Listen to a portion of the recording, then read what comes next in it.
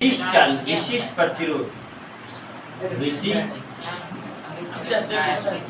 प्रतिरोध, और इसी को बोलते हैं प्रतिरोधकता। क्या बोलते हैं? प्रतिरोधकता।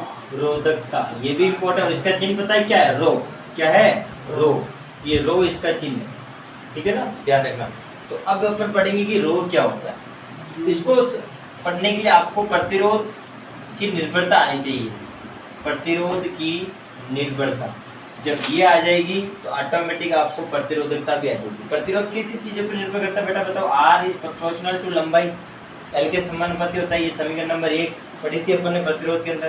प्रतिरोध किसके समानुपाती होता है? विद्युत के समानुपाती होता है। अनुप्रस्थ काट के क्षेत्रफल के समानुपाती होता है। इसको तो समीकरण नंबर 1 और समीकरण नंबर 2 से क्या निकलेगा? जो अपना प्रतिरोध होगा वो प्रोपोर्शनल होगा L/A के, ठीक है।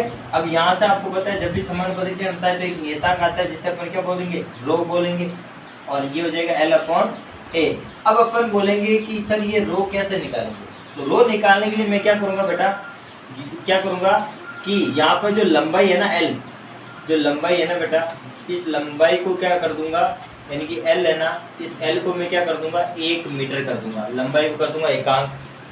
अनुप्रस्थ काट का जो क्षेत्रफल है, अनुप्रस्थ काट का जो क्षेत्रफल है यानी A है, उसको कर लूंगा 1 मीटर स्क्वायर, ठीक है, वर्ग मीटर में होता है। तो अब यहाँ से क्या बनेगा? ये फॉर्मूला समीकरण नंबर 3 दे दो इसको। तो समीकरण नंबर 3 से क्या होगा? समीकरण नंबर 3 से, अब समीकरण नंबर 3 में देखना, ये एकांक एकांक कर दो दोनों को, तो R बराबर क्या हो जाएगा? रो हो जाएगा। तो यही कहलाता है इसका प्रतिरोधकता। क्या लिखाएगी इसकी परिभाषा? कि यदि लंबाई को एकांक करने पर या अनुप्रस्थ काट का जो क्षेत्रफल है अथवा अनुप्रस्थ काट का जो क्षेत्रफल है उसको 1 मीटर करने पर जो सामान्य प्रतिरोध जो बचता है बेटा, वो सामान्य प्रतिरोध, क्योंकि यहाँ भी एक ये भी एक, तो यहाँ एक रो बचेगा और बराबर में प्रतिरोध चल रहा है। तो लंबाई को एकांक करने पर, अनुप्रस्थ काट के क्षेत्रफल को एकांक करने पर जो सामान्य प्रतिरोध बचता है ना, वो किसके बराबर कहलाता है? वो या फिर वो क्या होता है? विशिष्ट प्रतिरोध कहलाता है, या फिर उसी को अपन बोलते हैं प्रतिरोधकता। दैट्स क्लियर, पता होना चाहिए आपको, ठीक है ना।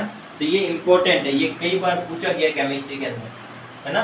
फिजिक्स के अंदर भी पूछा जाता है और केमिस्ट्री के अंदर भी पूछा जाता है। ये एक चीज आपकी 2 बार रिपीट हो रही है। जो चीज आपकी फिजिक्स में नहीं थी वो केमिस्ट्री में आ गई, ठीक है ना। तो ये इंपॉर्टेंट भी है, ध्यान रखना। अब इसका मात्रक और विमा निकाल के बताओ जल्दी से। रो इधर है तो L और A उधर जाके उल्टा हो जाएगा। तो यहाँ से मात्रक कैसे निकालेंगे? देखो यहाँ पर मैं पहले विमानी मात्रक निकालता हूँ। तो यहाँ से अपन जानते हैं रो R बराबर रो L/A था, तो रो बराबर क्या हो जाएगा? ये दोनों ऊपर चले जाएंगे, R.A/L हो जाएगा। अब आपको पता है रो बराबर R का मात्रक होता है ओम, डॉट क्षेत्रफल का मात्रक होता है मीटर स्क्वायर, और नीचे लंबाई का मात्रक होता है मीटर। 1 मीटर से 1 मीटर कैंसिल कर गया, तो यहाँ पर रो का मात्रक क्या हो जाएगा? ओम डॉट मीटर। ये इसका मात्रक हो जाएगा, ठीक है, इम्पोर्टेंट।